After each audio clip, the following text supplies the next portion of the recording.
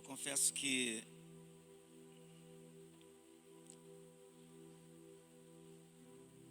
é impactante nós vermos a realidade do Evangelho encenada, pregada, cantada, e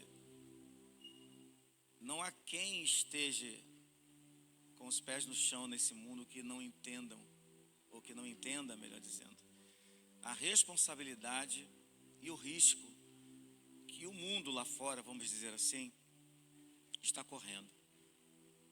É um risco que eles estão correndo e eu louvo a Deus por Deus nos dar a oportunidade de alguma forma de poder tentar ajudar. O pouquinho que a gente faz é muita coisa, irmãos, é muita coisa.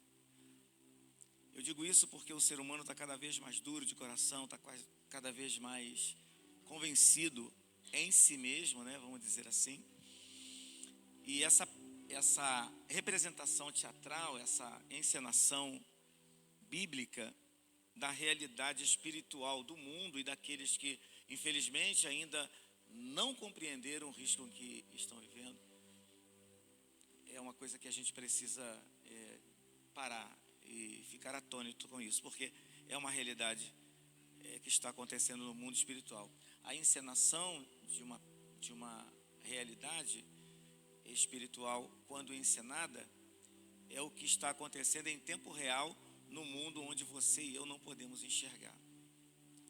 Os demônios atacam sem parar e têm inutilizado pessoas.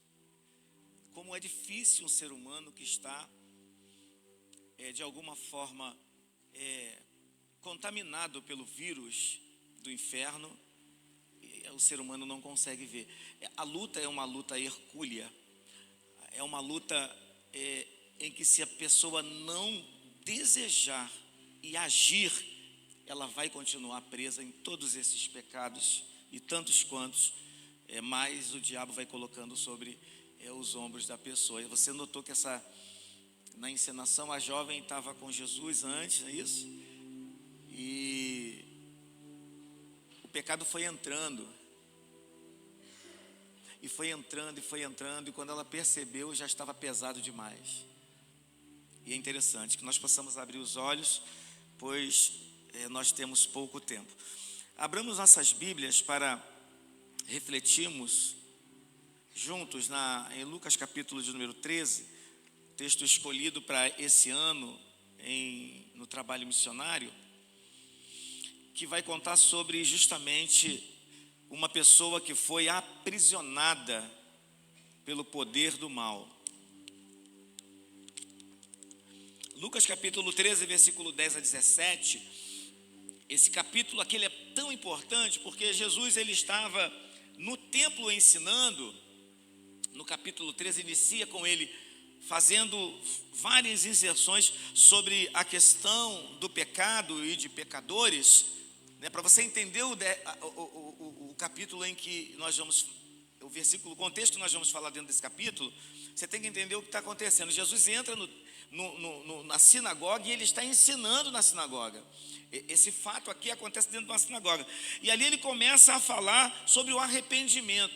E quando ele fala sobre arrependimento, ele fala sobre aqueles eventos que aconteceram lá na vida dos judeus, eventos reais, que foi a questão que Pilatos matara uma série de pessoas que estavam se insurgindo contra o governo de Roma. Ele cita também no capítulo 13 a queda da torre de Siloé, que foi uma armadilha montada para judeus ali, muitos ali morreram também, e Jesus mostrando que ninguém era menos ou mais pecador entre aqueles romanos, entre aqueles judeus, que no tocante à torre e na questão do massacre de Pilatos, havia misturado o sangue deles, né? Enfim, por causa da insurreição, nenhum deles, quer sejam os judeus, quer sejam os romanos, nenhum deles era melhor do que ninguém. Todos estavam no mesmo problema e todos iriam para o inferno porque estavam no mesmo pecado. E aí Jesus estava questionando isso na sinagoga, quando de repente acontece algo inusitado, irmãos.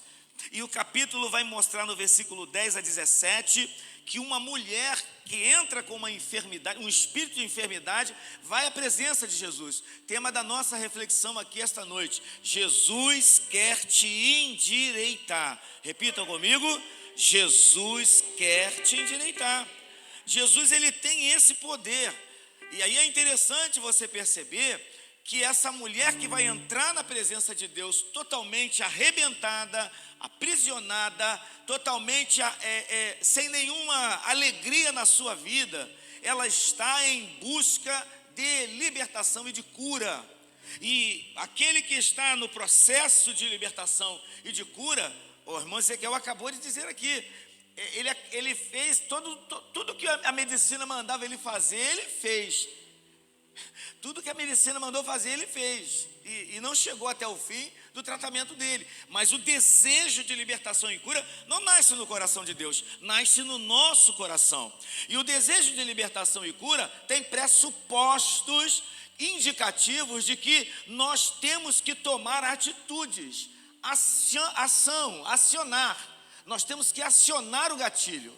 Nós temos que sair do campo em que estamos, da zona de conforto, na direção dele, porque senão vão passar não só o tempo que ela passou, como outros tempos vão passar e você vai continuar. Olha o que o texto diz aqui. O texto diz, olha, sobre esse contexto aqui. O capítulo 13, ele é inteiriço, ele é totalmente inteiriço. Ele diz assim: ensinava no sábado numa das sinagogas, porque em todos os bairros em Israel tinha uma sinagoga, ok? E no dia de sábado ninguém ia ao templo. Era o dia da faxina, era o dia da limpeza lá no templo, e aquele dia todo mundo ficava em casa e ia para a sinagoga aprender a palavra de Deus. O culto era dissociado da palavra de Deus. O culto era culto de sacrifício. O culto era o lugar onde as pessoas iam entregar a sua oferta a Deus para se libertar dos seus pecados. O culto vivia cheio, a fila era grande, porque as pessoas que entravam ali desejavam se libertar dos seus pecados. Um levava o cordeiro, outro levava uma cabra, o outro levava um bode, o outro levava uma pomba, o outro levava uma rolinha, mas eles estavam ali em busca de libertação e de cura. E isso quem tem que procurar somos nós, seres humanos. E aí Jesus diz que num dia, numa das sinagogas, no dia de sábado, ele estava ensinando ali, ele continuava ensinando ali.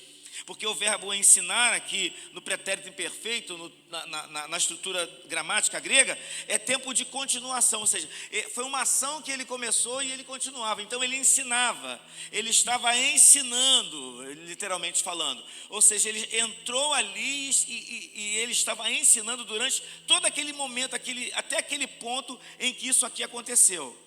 Todos esses confrontos de Jesus foram dentro de uma sinagoga. Todas essas lutas, esses combates espirituais foram dentro do lugar de adoração. Dentro do lugar de culto estava acontecendo isso aqui que você vai ouvir. E ele diz assim: e eis que estava ali uma mulher que tinha um espírito de enfermidade, havia já 18 anos, andava curvada, não podia de modo algum endireitar-se. Vendo-a, Jesus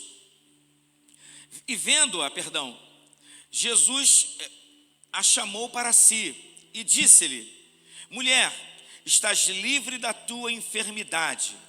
E impôs as mãos sobre ela e logo se endireitou e glorificava a Deus. A mulher glorificava a Deus. E tomando a palavra, o príncipe da sinagoga, o líder religioso, indignado porque Jesus curava num sábado, disse à multidão: 6 dias há em que é mister trabalhar. 6 dias há em que é mister trabalhar. Nestes, pois, vinde para serdes curados, e não no dia de sábado. Respondeu-lhe, porém, o Senhor e disse: hipócrita, no sábado você não desprende da manjedoura cada um de vós o seu boi ou o seu jumento, e você não leva ele para beber água? E não convinha soltar da prisão de Satanás, em outras traduções, né? E não convinha soltar desta prisão ou da prisão de Satanás num dia de sábado essa filha de Abraão, a qual 18 anos Satanás a mantinha presa. E aí ele conclui dizendo que todos os seus adversários ficaram envergonhados, e todo o povo se alegrava por todas as coisas gloriosas feitas por ele. Aqui é um texto muito interessante, meus irmãos, porque Jesus estava neste lugar ensinando a palavra de Deus, e a palavra de Deus ela tem esse poder. Quando ela é explicada, quando ela é ensinada, ela tem uma entrança muito mais profunda dentro da nossa alma, do que às vezes pregada, do que às vezes, enfim. Aqui agora nós nos vimos numa encenação, uma resolução daquilo que é tão amplo que é o Evangelho. Os demônios atacando a vida de alguém, e ali enganando a pessoa e lançando, nesses enganos, lançando pecado sobre a vida da pessoa, a ponto da pessoa querer sair depois e não conseguir. Quando a pessoa chega no nível de querer sair, é porque ela já não está mais suportando viver uma vida de pecado. Ela já não está mais suportando sequer olhar no espelho. O peso do pecado, porque o pecado cansa. Diga para a pessoa que está ao seu lado: o pecado cansa. O pecado cansa, a mentira cansa, isso tudo cansa. Uma hora cansa, meu irmão.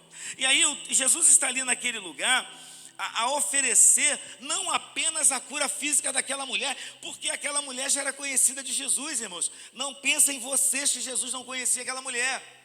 E aqui você começa a compreender que o estar naquela sinagoga, naquele lugar, aquilo não foi nenhum improviso, aquilo não foi nenhuma coincidência. Jesus estava ali com um propósito único, de quebrar de vez todo o mal sobre a vida daquela mulher.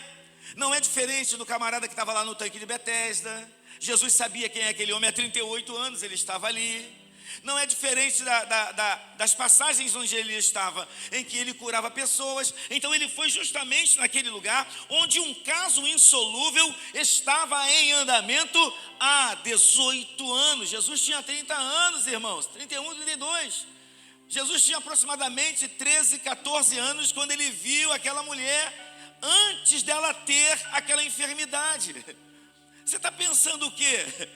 Jesus sabia e viu aquela mulher andando como nós andamos. Jesus viu aquela mulher no culto, lá no templo. Agora ela não podia mais ir ao templo, mas Jesus já tinha avistado ela lá no templo quando Jesus era adolescente. Agora ela está há 18 anos. Ela poderia ser possivelmente conhecida da sua própria mãe. E a gente não pode dissociar isso de uma realidade histórica. E é porque Deus ele conhece a história de cada um. O Senhor conhece a história de cada um. E eu vou me firmar nessa palavra, porque eu sei que Ele se interessa por nossa história. Eu estou com isso latejando no meu coração há mais de 15 dias, rapaz. O Senhor, além de conhecer a nossa história, Ele se interessa pela nossa história. 18 anos andando 90 graus perpendicular à linha do solo, não é fácil não. Era uma causa impossível aos olhos da medicina. Era uma causa que ninguém iria, não tinha remédio para aquilo ali. Sabe por que não tinha remédio? Por que não tinha remédio para aquilo ali?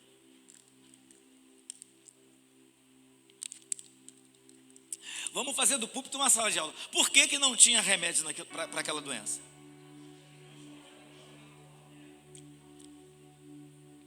O que você falou assim? Era demônio, irmão. Era demônio.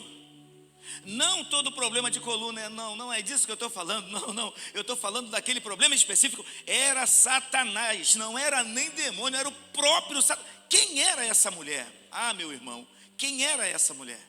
Para que pudesse importunar o próprio príncipe das trevas a entrar naquele lugar, naquela casa espiritual e envergonhar aquela mulher. Quem era essa mulher? Essa mulher era uma mulher importante, era uma pessoa importante no mundo espiritual. Porque não há tantos relatórios bíblicos de pessoas que foram possessas pelo próprio Satanás, e está em letra maiúscula no grego. Não era outro, era ele. Meu irmão, eu quero dizer uma coisa para você: não tem remédio para problema espiritual. Não tem comprimido, não tem injeção, não tem tratamento, não tem. O único remédio, a cura é Cristo. O único que pode curar problema espiritual, é o pai dos espíritos e o nome dele é Jesus de Nazaré. Essa mulher estava ali, a situação dela era muito calamitosa, irmãos. O texto ele é rico, por quê? Porque naquele momento em que aquela mulher entra naquele lugar, naquele momento em que ela se coloca ali naquele lugar, a gente percebe algumas coisas importantes. A primeira coisa que a gente separou no dia de ontem para o dia de hoje, e que fica aqui batendo no nosso coração, era a situação daquela mulher. A situação daquela mulher era uma situação vexatória. O diabo, ele trabalha para envergonhar aqueles que pertencem ao Senhor. E aqui é uma batalha espiritual que está acontecendo, porque Jesus falou que essa mulher, ela era uma filha de Abraão. Ele não está falando aqui de etnia, não. Ele está falando que ela era uma filha de Abraão. Era uma mulher de fé. Era uma pessoa religiosa. Era uma pessoa que dobrava os seus joelhos quando podia. Quem sabe a oração dessa mulher por muitos tempos incomodou as trevas. E por um minuto na sua vida talvez ela tenha perdido essa essência. Porque outra coisa não explicaria uma possessão demoníaca no corpo dela. Então é importante a gente refletir e a quem essa palavra deve chegar nessa noite. Quando a gente descreve o estado desta mulher, a gente começa a sentir a dor dela, porque se você não sentir a dor dela, você não vai entender o que Jesus estava fazendo ali. E ontem a gente fez uma citação interessante, porque essa mulher não poderia olhar no espelho mais, porque ela andava encurvada, ela não conseguia ver o seu próprio rosto. Ela não conseguia ter relacionamento com ninguém. Essa mulher não poderia planejar um casamento. Quantos anos tinha essa mulher?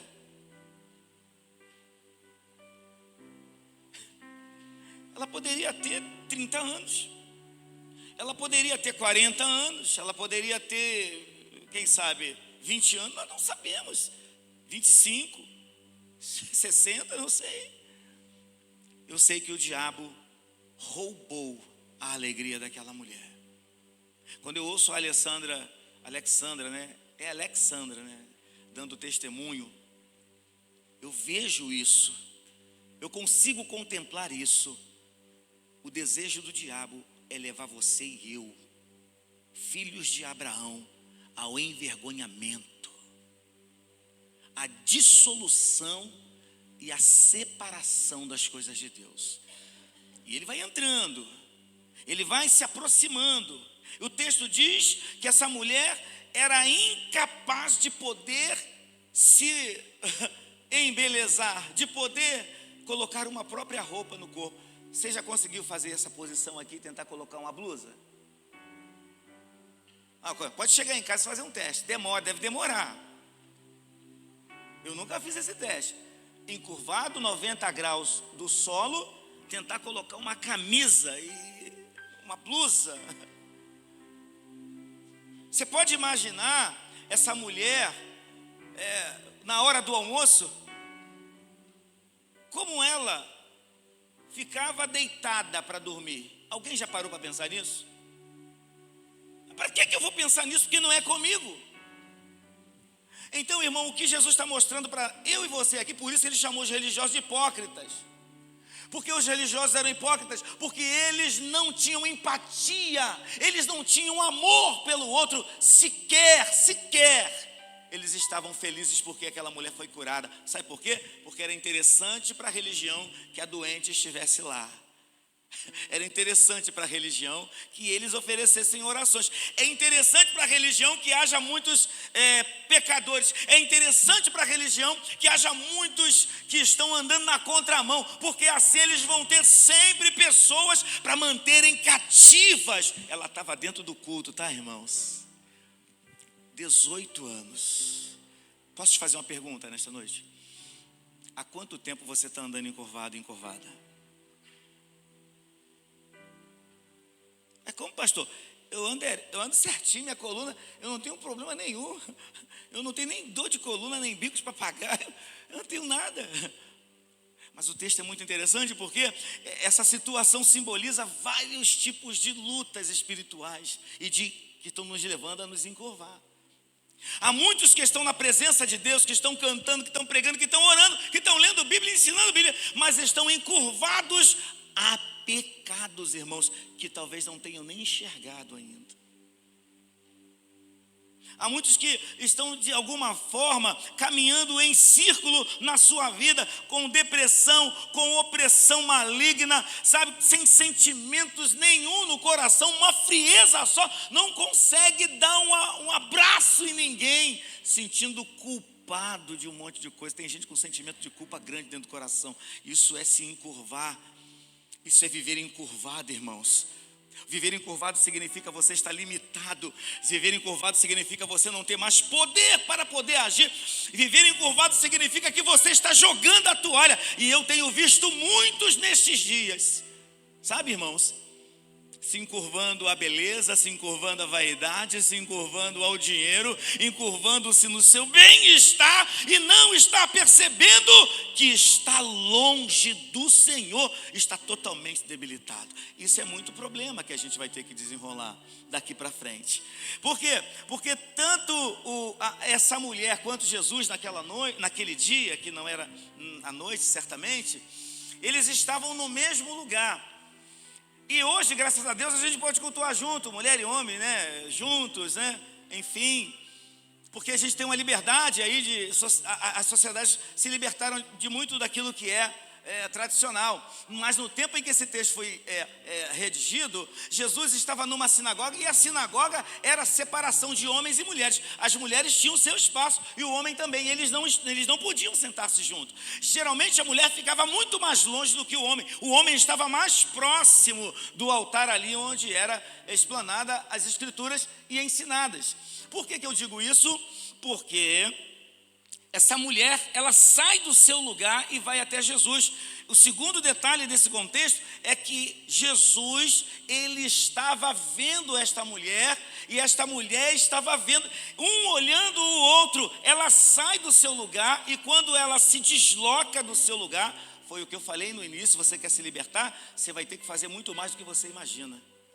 Essa mulher, quando ela sai do seu lugar, seja lá no alpendre, ou seja numa plataforma separada dentro das sinagogas para as mulheres, ela sai do seu lugar, passa no meio dos homens. Ela estava quebrando uma regra, ela estava quebrando uma norma, porque ela percebeu que aquela oportunidade, como disse o irmão Ezequiel, não poderia ser perdida, porque nunca mais ela teria a oportunidade de mudar a vida dela e de sair de uma condição para outra. Ela percebeu: é hoje o meu dia. É hoje o dia em que eu vou me libertar desse mal que tem me levado ao envergonhamento por onde eu passo. Ela percebe isso, irmão, e quando ela percebe isso, que é Deus quem está dentro daquela sinagoga, na pessoa de Jesus, ela irrompe por meio daqueles homens. Você pode imaginar os homens olhando a cara daquela mulher e falando: hoje a gente vai apedrejar mais uma, hoje nós vamos punir mais uma, porque ela está quebrando uma norma. Pior, irmão, Jesus fez. Pior Jesus fez. Quando ela se aproxima, Jesus vai até ela, chama ela. O texto diz que Jesus está vendo.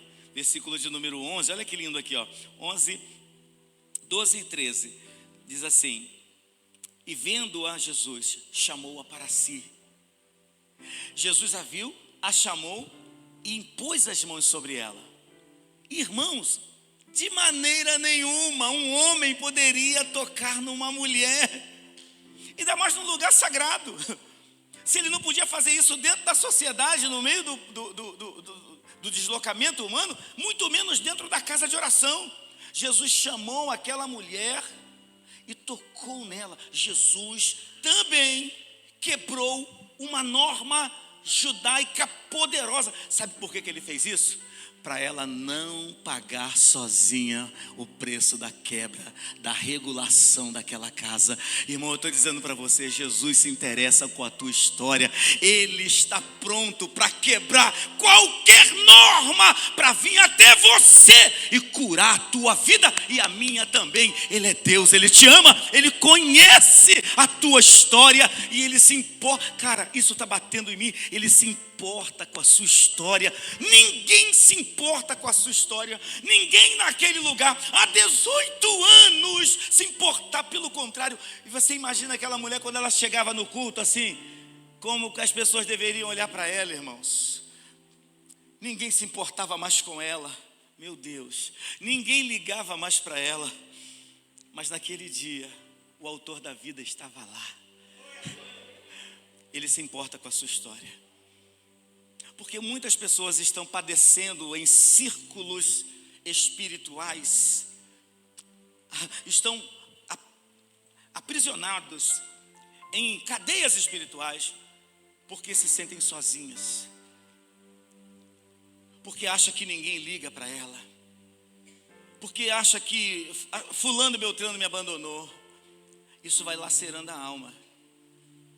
18 anos, irmãos, com a alma toda lacerada, sem marido, sem família, porque a deficiente física era jogada fora da família, não podia ficar, sem um relacionamento de amizade, vivendo da mendicância, vivendo do que os outros davam. Sabe, uma mulher que não sabemos o nome, não sabemos a idade, não sabemos a cor dos olhos, ninguém quer saber disso, ninguém quer saber do teu problema, rapaz. Ninguém quer saber como você está, não. As pessoas começam a julgar você pela aparência. As pessoas olham para você e julgam você, mas ninguém quer saber da tua história. A coisa é tão ruim viver nesse mundo, irmãos. Você está sozinho. Você está sozinho. Analise o que eu estou falando. Você está sozinho nesse mundo. E quando você parte desse mundo, você parte sozinho. Só tem um que jamais vai te abandonar. O nome dele é Jesus. Ele se importa com a nossa história. Ele viu aquela mulher e chamou aquela mulher. E aqui é interessante porque Jesus, ele nota essa mulher no meio de uma multidão, meu camarada. As sinagogas ficavam lotadas, abarrotadas nos horários, sabe? Nos horários de pico, que eram aqueles horários de 6 da manhã, 9 da manhã, meio-dia, 3 horas da tarde. Ficavam lotadas, era muita gente, porque não tinha culto no templo, então eles eram muito religiosos e eles queriam estar lá. Jesus, no meio da multidão, viu aquela mulher. A multidão não estava vendo aquela mulher, mas Jesus viu aquela mulher no meio de uma multidão. O Senhor está te vendo, irmão. No meio de uma multidão de problemas, o Senhor está te vendo. Está vendo a dor do seu coração, está vendo a sua fraqueza, está vendo a sua debilidade, está vendo até os nossos pecados. Ele sabe de todos os nossos pecados, não tem como fugir dele, mas ele abre uma porta de esperança. Quando ele chama essa mulher, ele abre uma porta de esperança, ele abre a possibilidade de mudança. O Senhor está aqui nesta noite dizendo para você: eu vou abrir uma porta para você, para que você possa ter a possibilidade de se libertar do seu pecado. Aqui é isso que ele está dizendo. Ele sabia quem era aquela mulher. Então é interessante porque toda essa pressão que essa mulher vai sentindo ali nos olhares não a intimidou, porque ela sabia o que queria. Ela sabia do seu problema. O problema não era nem mais o problema da curvatura, mas era o vexame, a vida humilhante que aquela mulher vivia, e ela não queria mais viver assim. Querido, eu vou dizer uma coisa para você: o pecado é humilhante. A pessoa que peca, depois que peca, ela se sente um nojo. Só se você nunca pecou na sua vida para saber o que eu estou falando. E Jesus não está preocupado com o pecado dela, não. Jesus falou: ei, vamos parar, seus hipócritas. Ela é filha de Abraão, ela é filha de Deus. Eu vou dizer uma coisa para você: esteja fazendo o que você está fazendo, pensando o que você está pensando, até pensando em jogar a toalha. Eu quero dizer uma coisa para você: você é filho, filha de Deus. O Senhor pode mudar a tua história a hora que você abrir o teu coração e falar: eu não aguento mais viver dessa forma. Irmãos, isso é uma coisa muito séria, Porque nós estamos falando de uma enfermidade produzida por demônios, por um demônio. Eu não estou falando de um problema que você jogando uma bola torceu sua coluna. Tem gente que vai no hospital, faz exame, dá nada. Quem já passou por isso? Tem gente, o que tem de pessoas, eu vou te falar uma coisa. Eu conheço muitas pessoas de outras religiões aqui dentro da comunidade. Tem uma que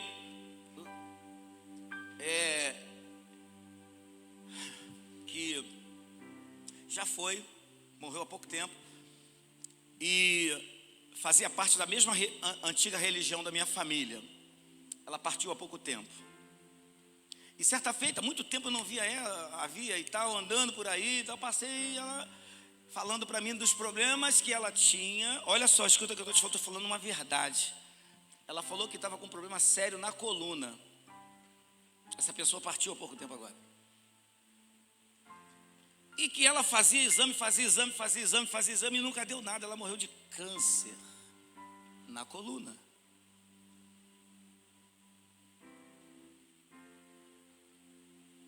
Por fim a enfermidade apareceu, mas os exames padrões não dava nada no início da enfermidade. E ela foi largando, noitada, farra, perdeu a sua vida. Pessoas vão ao hospital, fazem exame, não dá nada, daqui a pouco está lá. Pessoas vão ao hospital e dá tudo. Parece lá o câncer está lá, e a estrutura diz, vai morrer, e daqui a pouco o Senhor faz o que fez com Ezequiel, vai morrer nada, porque quem dá a última palavra sou eu. O mundo espiritual não é mundo visível, não tem esse negócio de 1 mais 1 é 2, rapaz. Se você está pensando no 1 mais 1 é 2, você está totalmente cego espiritualmente. Espiritualmente cego vai sempre achar que 1 mais 1 é 2. Mas 1 mais 1 não é 2 para Deus. Não existe matemática para Deus. Ele é Deus do impossível. Ele é Deus que cura, salva e liberta o ser humano. Ser cuidado, porque um problema espiritual entrou na vida daquela mulher. E ela estava encurvada. Talvez você não esteja com problema de coluna e andando encurvado. Você pode estar encurvado a outras coisas. Eu vou te dar uma ideia mais ou menos, porque você entender. Quando você entendeu algo estranho em você e você não consegue se libertar daquilo ali, você quer sair, você não consegue, você já está encurvado aquilo ali. Se o pecado está dentro de você, a coisa está dentro de você e você não tem mais controle disso, isso é um problema espiritual alojado dentro. Pastor, mas eu tenho uma Bíblia rosa da mulher. Pastor, eu tenho a Bíblia do obreiro. Você vai com Bíblia e tudo para o inferno com ela debaixo do braço. Porque o problema espiritual é tomada de atitude, é olhar para dentro. Olha o que Jesus estava fazendo aqui no capítulo 13. Ele entra no capítulo 13 falando de arrependimento, irmão. O texto fala de arrependimento. Metamelomai no grego significa mudança na afeição da alma. Essa mulher foi até Jesus. Jesus toca nela e fala: mulher, você está livre. Ele não falou, você está curada. Presta atenção, irmão, irmã. Ele não falou, você está curada. Ele falou, você está livre. Era uma prisão espiritual que gerou uma enfermidade física. Cuidado, não brinca com a tua salvação. Não brinca, porque Deus está te falando nesta noite: eu quero te endireitar para sempre. Você está todo torto, toda torta, achando que brincar no pecado, nesse parque de diversões do inferno chamado pecado, que você está se dando bem. Olha, rapaz, cuidado com a sua vida. Você precisa fazer como esta mulher. Diz o texto que ela irrompeu. Você está livre, mulher, dessa doença espiritual. Não era uma doença física, era um demônio alojado na coluna dela. Se você não acredita em mim, acredita em Jesus, tá bom? Se você achar que isso é pantomima, continua achando. Mas o fato é que há muitos cristãos no mundo todo sofrendo opressões e talvez, dependendo da causa, até possessão demoníaca. Está olhando no teu olho, está dando glória a Deus, mas o demônio está lá. Cuidado. Quem está me mostrando isso aqui é Cristo e a você também. Ela estava na sinagoga, lugar de adoração e de ensino da palavra. 18 anos entrando e saindo dentro de uma sinagoga com um espírito maligno dentro dela. E o Senhor estava naquele dia e olhou para aquela mulher e falou: mulher, você está livre. Sabe por que ele falou isso? Primeiro, porque ela desceu de onde estava e foi até Jesus e reconheceu que só Jesus poderia ajudá-la. Não adianta, rapaz, tem coisas que só Ele vai poder te ajudar. E não adianta você esperar aparição de anjo. Não pense que você vai acordar de manhã, vai ver o pó de pirlim-pim-pim colorido. Não vai acontecer isso não, meu querido. Você tem que olhar para dentro de você e falar: cara, eu não sou nada sem Jesus. Poxa, irmãos, agora, há poucos dias agora, eu recebi a notícia, fui para a viagem missionária com o coração cortado. Um irmão em Cristo, né, Zé Luiz? Está sumido de casa, irmão. Sumiram. O Edmar, a igreja conhece o Edmar. A igreja conhece o Edmar. Eu conheço o Edmar como Jesus conhecia essa mulher encurvada. É como se fosse uma parte da minha história, uma página da minha história arrancada, esse garoto, esse rapaz, esse homem. Mas eu conheço o Edmar. E o que eu estou falando para a igreja aqui, eu falava para o Edmar. Ele estava em busca dessa libertação. Não brinque com o pecado, irmão, porque você nunca sabe quando será o seu último dia na terra. Não brinque com isso. Não brinque. Cuidado, cuidado, cuidado com o espírito de vaidade que lança a vaidade sobre o ser humano. E o ser humano, quer seja homem ou mulher, não consegue enxergar que está aprisionado. Olha no espelho, está parecendo um palito de picolé, mas eu estou gordo, eu estou gordona. Que doença é essa, meu querido?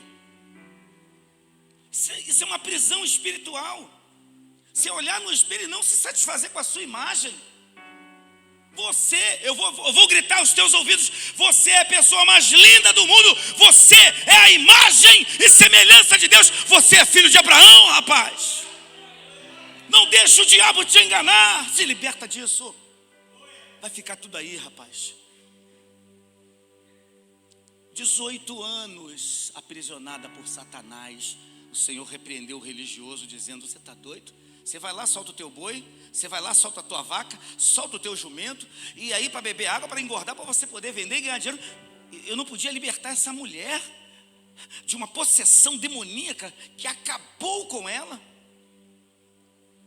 Diga para a pessoa que está ao seu lado: coisas não são importantes, pessoas são muito mais importantes.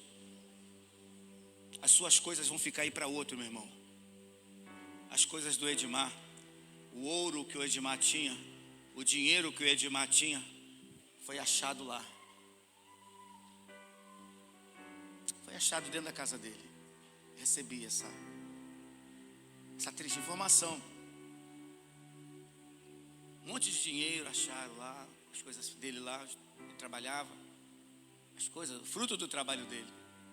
Já passaram, levaram tudo, a família dele. A gente não sabe onde ele está. Eu quero crer que ele... Mas é muito complicado. Mas o que eu estou falando para você aqui, de andar encurvado no pecado, de andar encurvada no pecado, de se submeter às imposições do diabo, você tem que tomar cuidado com isso. Se Jesus não chegasse naquele lugar, naquele dia, a história hoje seria outra. Mas ele estava lá. Ele chegou naquele dia e naquele horário. Hoje você veio a este lugar. Talvez você quisesse estar em outro lugar. Talvez você quisesse estar em outro lugar. Talvez você não queria nem estar aqui na igreja. Você veio. Sabe por que você está aqui? Porque Jesus está falando com você: eu quero te endireitar de novo. Eu quero te endireitar de vez. Eu quero consertar tudo na sua vida que está torto. A sua vida torta precisa ser consertada aí hoje, porque nós não sabemos o dia de amanhã. Eu tenho aqui o áudio do meu amigo. No dia do amigo, ele me mandou uma mensagem linda. Eu agora só fiquei com o áudio dele.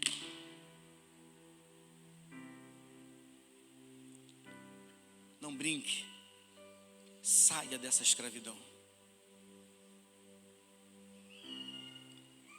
você está sendo tolhido, você está sendo limitado pelo poder do inferno, e você não está vendo, você não consegue sequer sentir mais a presença de Deus.